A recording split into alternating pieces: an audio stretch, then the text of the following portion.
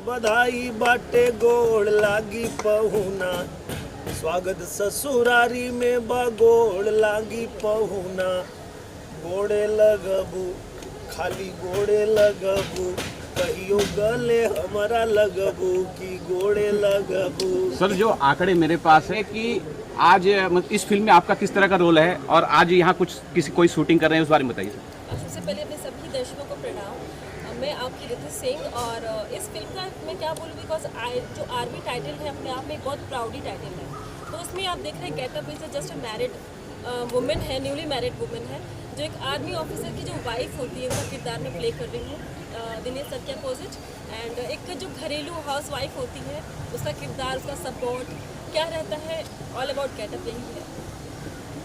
और मुझे लगता है कि जो किरदार रितु जी निभा रही हैं हमारे हिंदुस्तान में, इसको हम कह सकते हैं कि इससे बड़ी जो बलिदान की देवी कह लीजिए, जो भी कह लीजिए, मुझे नहीं लगता है कि कोई हो सकता है जो आर्मी ऑफिसर की वाइफ होती हैं।